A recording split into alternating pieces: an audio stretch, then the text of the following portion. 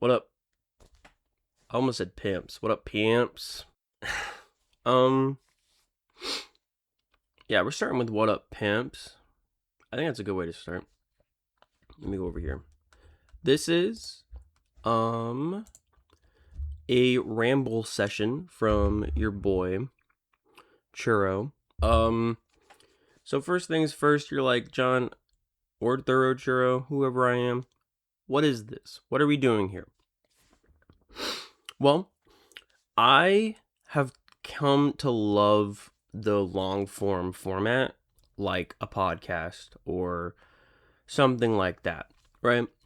I did it a while ago, and then if you don't know, I tried to start a new podcast with my partner Carter, but Carter gets a little tired of doing that. We only did two of them, which is fine. It's not like, they don't want to. If they don't want to do it, they don't want to do it. But I still have it in my body to want to do it, right? So I'm just like, let's just cut out the middleman and do it myself. But just calling it a podcast would be weird. So it's just me rambling, right? Like a lunatic into a camera with a microphone. So that's what I'm doing. A little bit of a thoroughchurro ramble session. And hell yeah. So this is gonna be fun. I love this idea already. It's just just a podcast. What I want to discuss obviously is art related. Movies, the biggest thing. Music, pretty big. I want to discuss these things and just kind of get them off my mind. Maybe even discuss like what I have been thinking about, like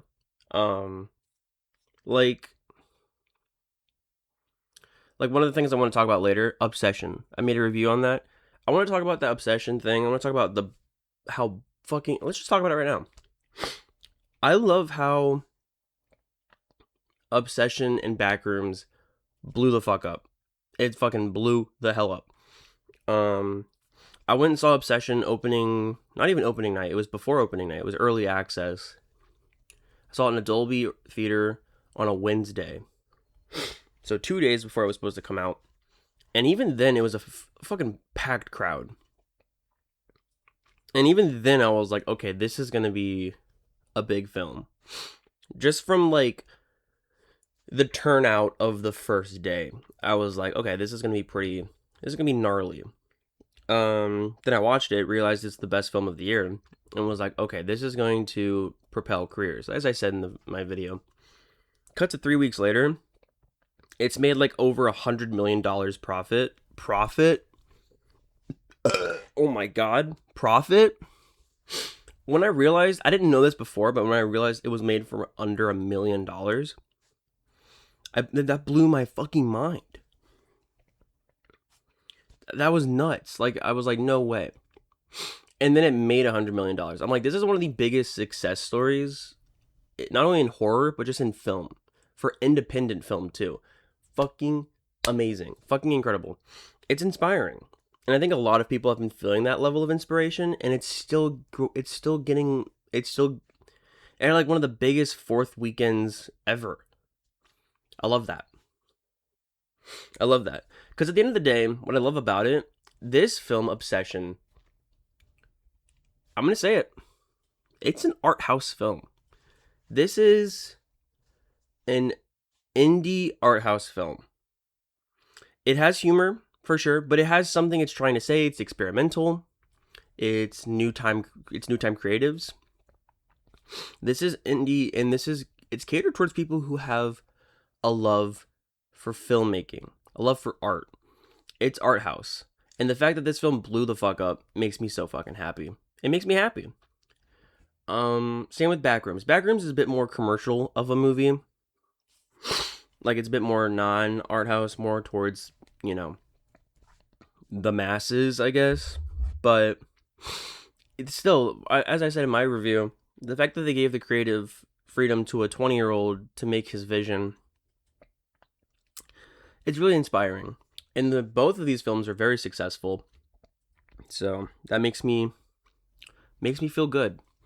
But the only downfall is I went and rewatched Obsession for the third time in theaters. That was recently, and it's near the end of its theater run.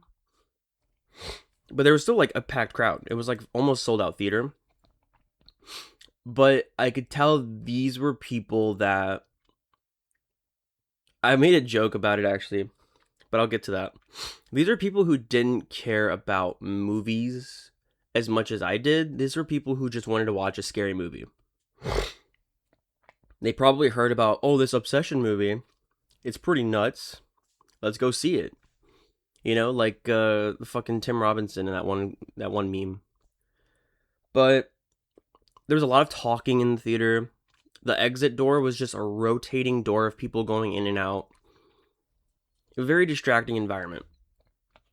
And people were taking photos. That's a new trend I've been realizing in popular movies is people will just take a fucking photo of the screen. I've seen it several times. But some idiots like will forget to put their flash off. And straight up all you see is like the fucking bright light hitting the theater screen. And I'm like, dumbass. Stop. Someone did that. It was just annoying. It was an annoying experience. Also, there were children. Like, I'm talking 8-year-olds in the theater. What parent is taking their fucking 8-year-old kid to see Obsession? A movie that is supposed to be a thought-provoking, substantive idea of toxic relationships. That kid's not going to understand it. All the kid's going to understand is someone's using... Spoilers for Obsession. All the kid's going to understand is someone getting their head bashed in with a brick.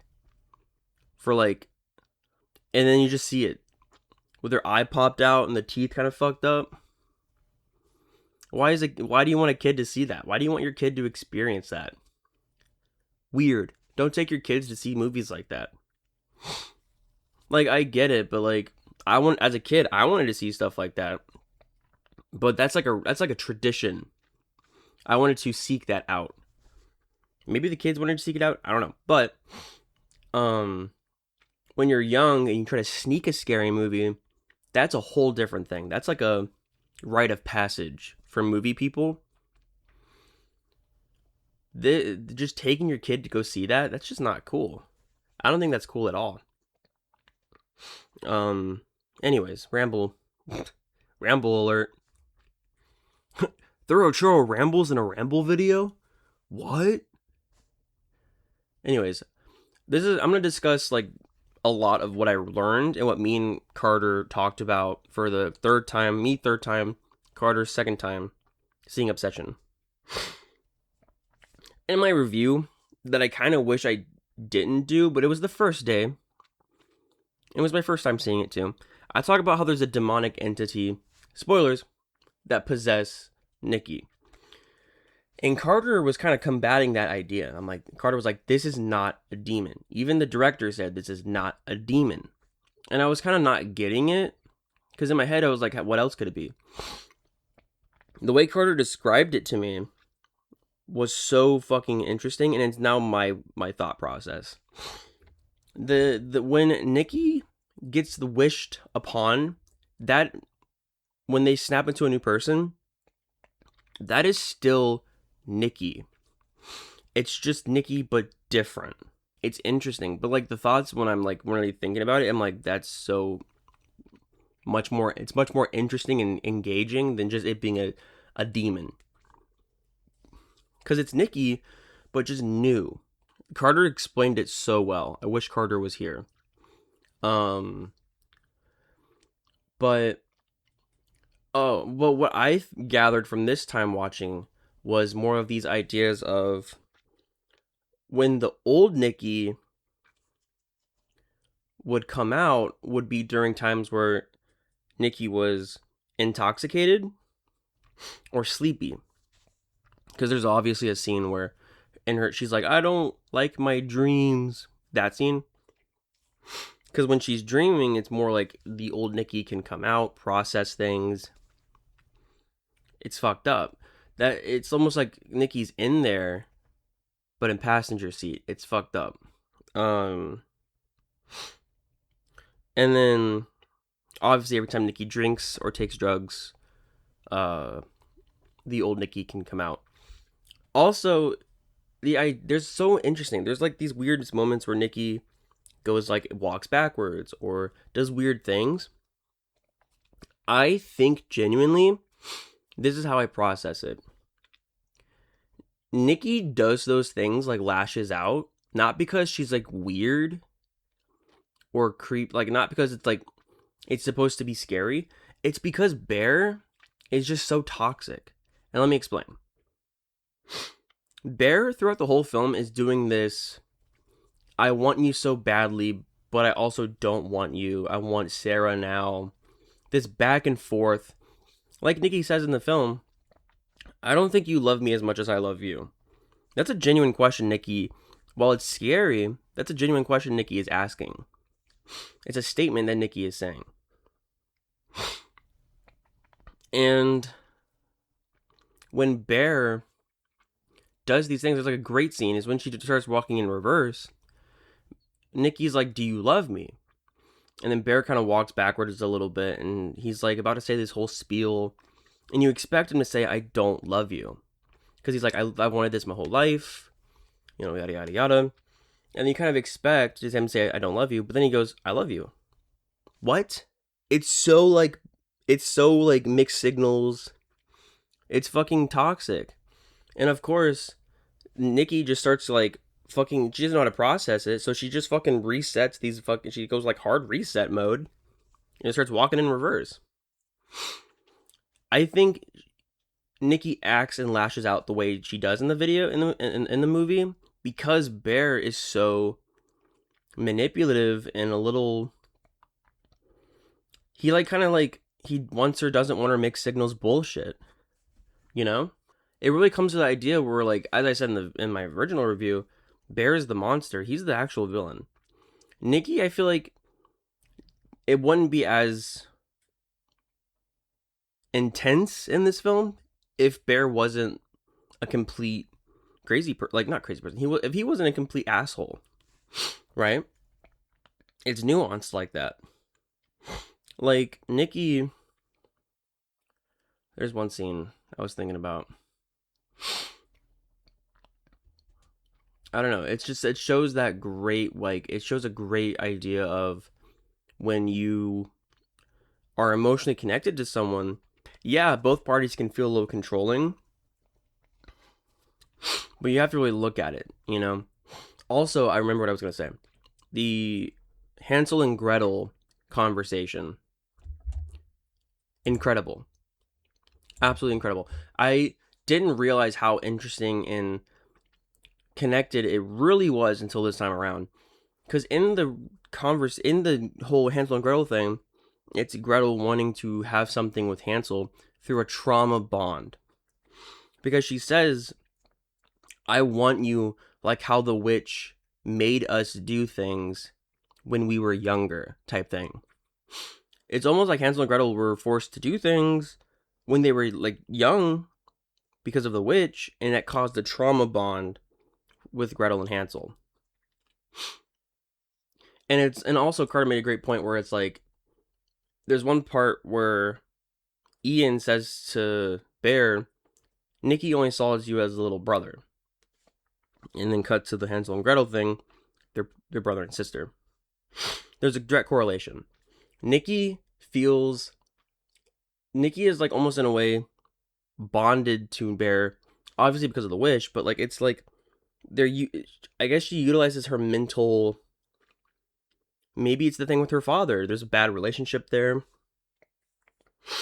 There's definitely a codependency through emotional and chemical bonding that's almost a trauma bond. And with that in mind, I love the Hansel and Gretel thing. I mean, just amazing acting right there also. But there was something else. Oh, afterwards she goes, she looks at everyone in the room and is like, everyone here will die without realizing how much love I have or everyone will die without experiencing the amount of love I have for Bear. Like, it's a crazy scene. Everyone's kind of freaked out. But at the end of the day, what Nikki is saying is for real true. The level of love she feels is surmountable, that, or is not surmountable, but like is so monumental that it's not healthy, you know? Like, she's genuinely saying the truth. And you have to look at those things. Like, it's like what the guy on the phone says. You have a moral obligation to be there for her. But Bear doesn't want to do that. So Bear is contributing. Bear, in a way, even though he says to Nikki, hey, stop being weird, Bear's contributing to that as much as Nikki is. Because Bear, it's a two-way, relationships are two-way streets. You know? I love Obsession. There's so much to dig away from. That's just what I dug away from this time around. It's so interesting. But yeah, I kind of more like had a more understanding of like the weird like reverse scene is freaky. It's creepy, but it makes sense. And also it's really sad when I looked at it this time around. It's like I felt bad for Nikki because she's screaming like I can't be Nikki. Like, she's like, I want to be Nikki, but I can't. That one scene, it's devastating. Still 10 out of 10. Best film of the year. You gotta go watch it. To the one person who hasn't seen it yet, you gotta go see it. The thing about Backrooms, I'm glad that Backrooms has been successful too. It's just not as interesting or as thought-provoking, to me at least, than Obsession is. I can grab so much from Obsession. The Backrooms, it's good. I love Obsession. I love the Backrooms. It's just not as good. I love talking and thinking about the Backrooms more than the Backrooms itself. I watched a great video from Karsten Runquist, a very famous YouTuber. He talked about a lot of stuff that I kind of had ideas about, but he also talked about this idea of like how Backrooms is regurgitating. It's like a commentary on film itself and like popular films and how they regurgitate nostalgia and they regurgitate ideas and trends that are very similar, like how Marvel regurgitates Spider-Man 5 different times, Batman gets regurgitated. It's all like as if film gets remade and remade and remade until it's a bland pile of nothing, which is the Backrooms. It's so that idea made me more interested in the film, even though I already liked it. But it's true, and I love that the Backrooms was made as a film because it's a commentary on film. It's a commentary on just art and media. Even though it's not specifically saying it, one can take it that way. It also, one can be taking it as like AI, like I said in my video. How there's just, it's the takeover of AI recently. There's nothing artful about it. It's just a bland pile of nothing that's made by programming that we tell it to do. Like, we told it to make that. Therefore, they made it. There's no expression. But, yeah, the Backrooms is interesting for sure. I just didn't, I don't know. I didn't think it's as interesting as Obsession, which is fine. There's no reason to compare them. They're the two big films right now, so that's why I'm kind of comparing them. But go see both. Make your own opinions. Next up, Chapter 1, Slavery. Sorry. We're going to talk about Private Music by Deftones.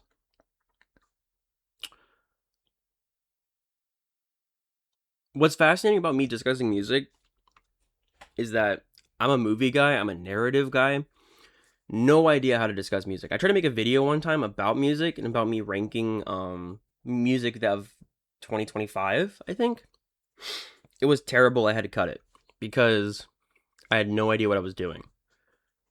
So when I discuss music, just realize I have no idea about chord progressions, breakdowns,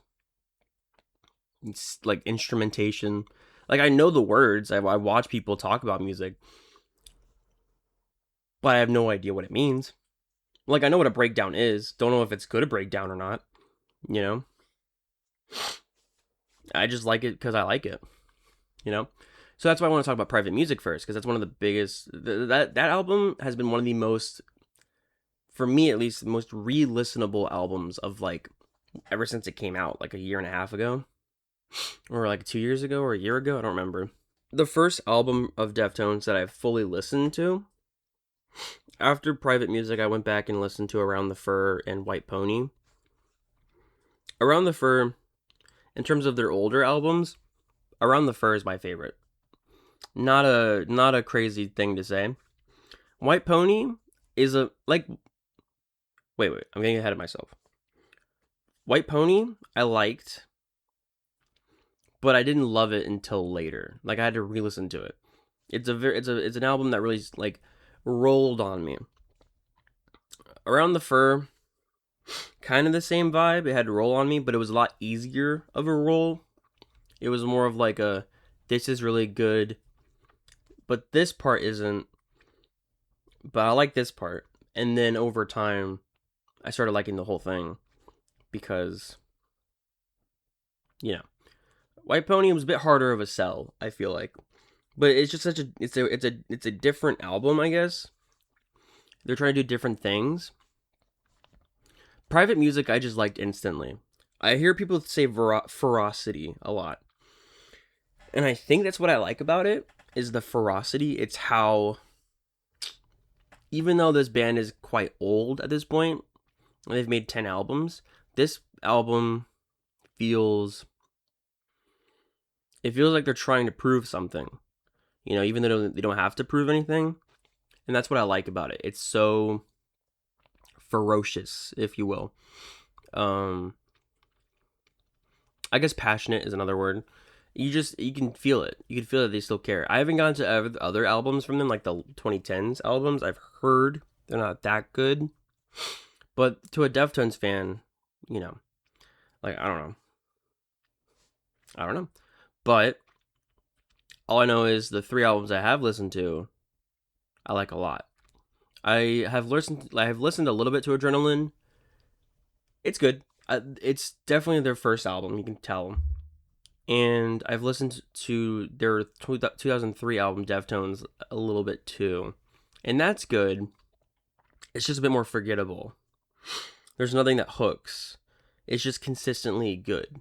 You know? Like, it's good, but it's a little forgettable. I don't know. Like, Milk, I mean, the singles, I mean, what is it? Mind of the Mountain and Milk of Madonna. Just fucking easy. Like, they're so listenable. I'll listen to it and then go, fuck it, let's listen to the whole thing. It's so easy to just rope into it. So I guess that's all I have to say about private music. I just don't I don't want to discuss like the instrumentation or like the drums or guitar, cuz I don't know.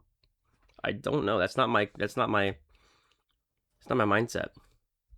Some people they'll just fucking talk about like, oh, the drum patterns and the fucking ups and downs of the guitar riffs, the veracity. I'm like, we listen to the same thing, just different. Any hoodles. That is my discussion of that. I have been doing, just to move along, ramble time. I've been doing this thing on TikTok and Instagram for my thoroughchurro profiles of doing like this, what's on my mind kind of thing. And it's been getting a little popular. Like, one has 700 views, but for TikTok, that's kind of normal.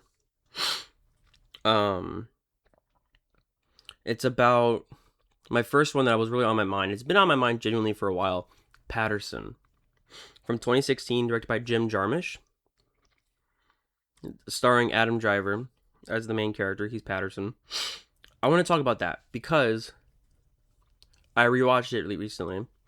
I loved it when I first saw it back in like almost a decade ago.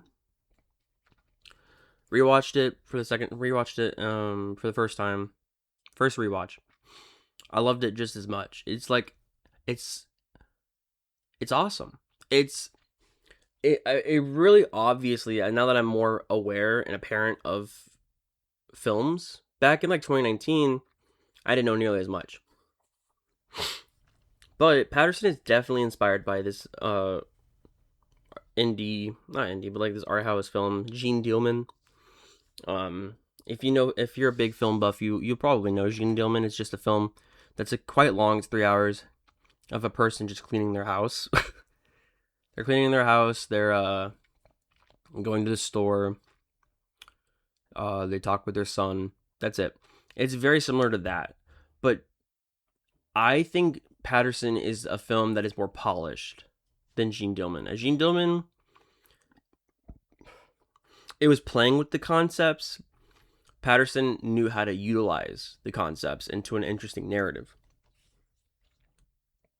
So if you like Gene Dealman, you'll probably love Paterson. And vice versa. But Gene Dealman's a bit more of a tougher watch, just in terms of its length. It's slower, more patient ideas. Gene Dealman is a bit more abstract. Paterson's definitely the more rewarding experience in my mind. Gene Dealman crawled so Paterson could run. And that's just how it's going to have to be in my mind. Just to get onto it, Paterson starts with Paterson and his girlfriend or wife in bed, as if they're just waking up, and it says Monday. And then the film progresses Tuesday, Wednesday, Thursday, all the way to Sunday.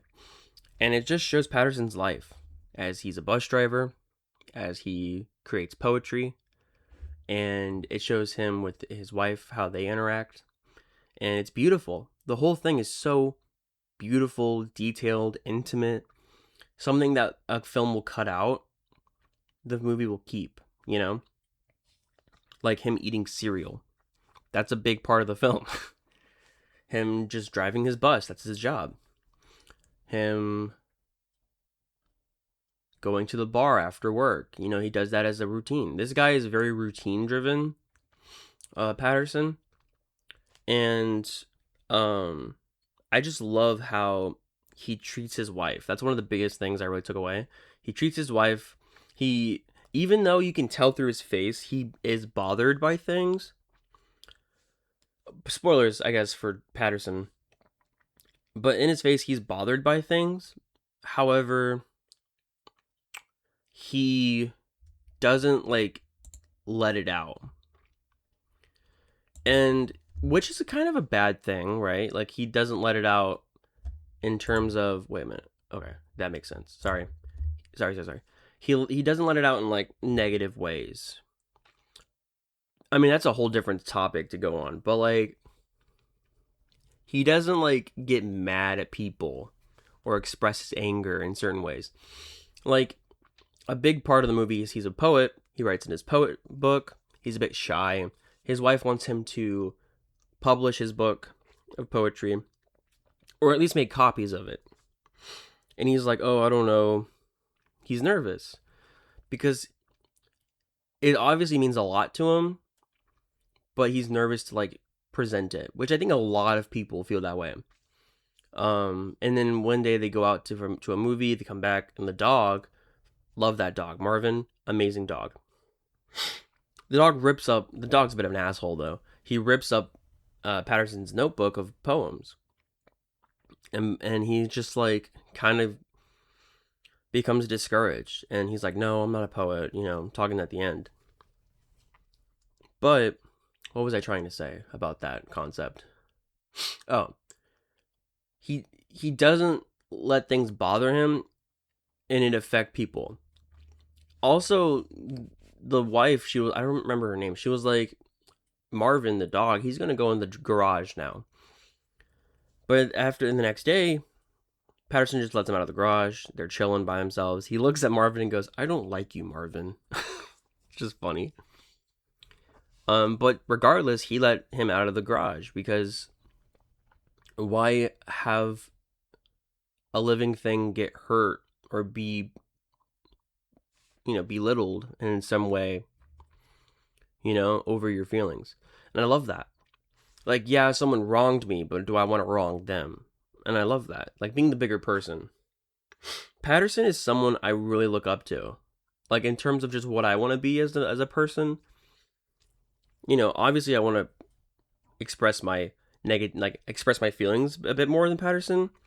But to be unbothered, to be like, I feel like on the bus, when he's driving the bus, he thinks about his wife, and you see like moments of his wife as she's like, painting the carpet or painting the curtains or painting her dress.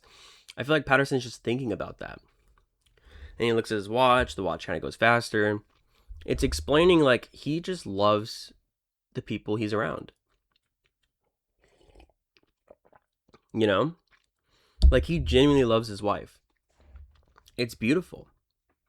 It's so beautiful. He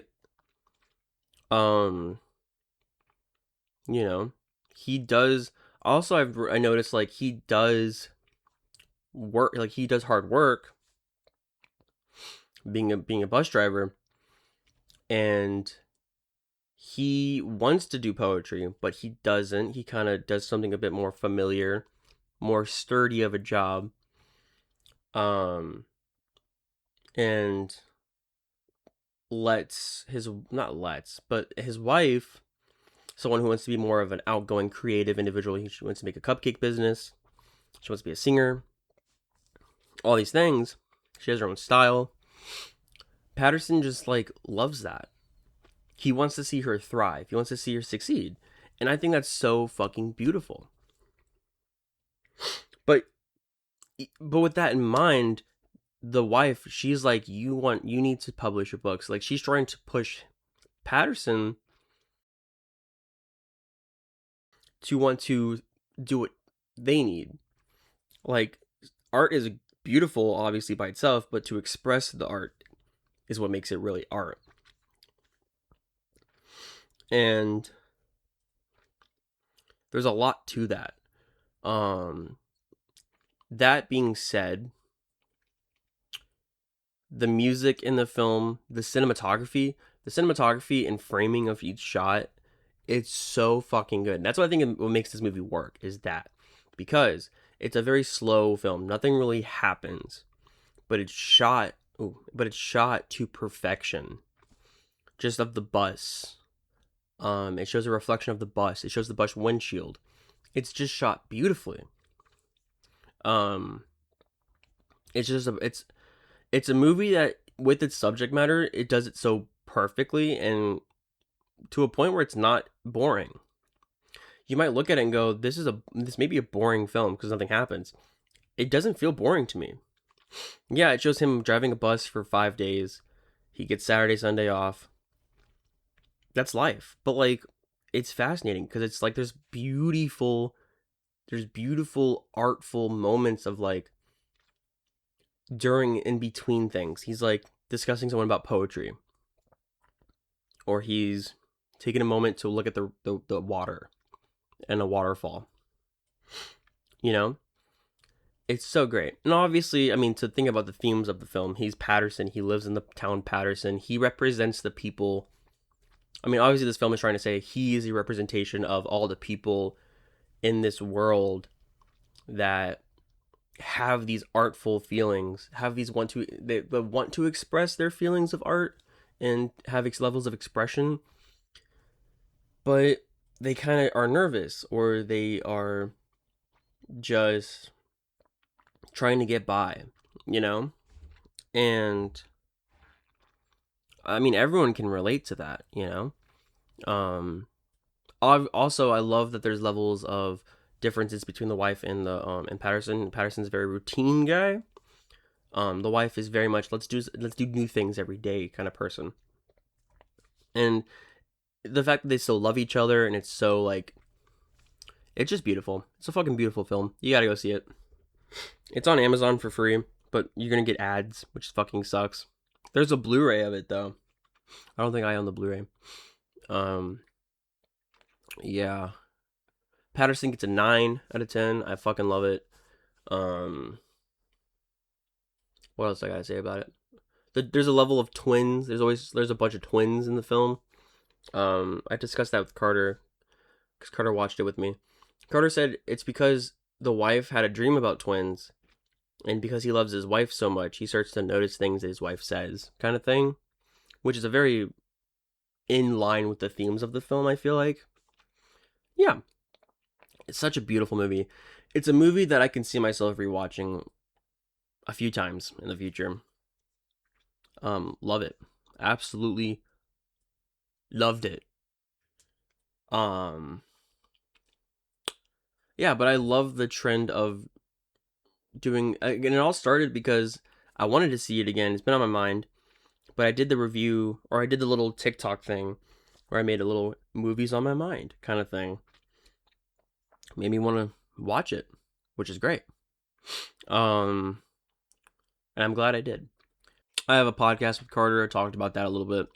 Don't know how much longer that podcast is going to be. We're only on episode 3 or 2, and but I think that's all I wanted to talk about this episode was that just Paterson obsession, the blow up of obsession and backrooms, private music. I wanted to talk about a little bit. Movies that are in theaters right now. I mean, Scary Movie and Masters of the Universe are in theaters. I haven't seen either. Out of those, I'm more interested to see Scary Movie, even though it looks awful. I feel like Masters of the Universe will be better than Scary Movie, but Scary Movie just looks more interesting to watch as an experience. Masters of the Universe looks like just like the Backrooms, just like a bland pile of mush. And I'm like, oh, okay. Scary Movie looks like it would be at least like worth the mental energy of watching it. I don't know. But yeah. Those are the movies in theaters right now. Obsession is still going strong. Yeah. So I think that's it. I'm gonna do a thing where I may not talk about it like during my old podcasts. I go movie recommendation and then I talk about that movie recommendation. I'm not gonna do that. I'm gonna still give a movie of the week. It's gonna be movie of the week, but it's just a movie I'm highlighting, like showing it off. Like, hey, go see it. I'm not gonna really talk about it. And that movie is going to be, oh shit, The Taste of Cherry, or Taste of Cherry. Directed by Abbas Kiarostami. It is my favorite film. It's one of those films that are on my mind all the time. It's one of those, I may put this on as an on my mind movie, like on my TikTok, but this movie is always on my brain, because of the subject matter is so, meaningful to me. It's about mental health. Such a fucking good movie. 10 out of 10 movie. One of my favorites. Iranian film, I believe. It's actually Persian. It's an Iranian film by Abbas Kiarostami. Yeah. Movie of the week. Taste of Cherry. All right. That's all for my first Ramble session. I might do this every other week or something like that. But I like the idea of when I do it, like just being like, oh, what's new in theaters? Just being like, oh, what's popular in theaters right now? Like, just to kind of give you an update on like where I'm recording, what time frame I'm recording. You can like match it up to like, oh, this was when Barbie was popular, so this was a couple years ago type thing, But yeah. I think that's it for my ramble session. I've been going for 40 minutes. That's it. Bye-bye.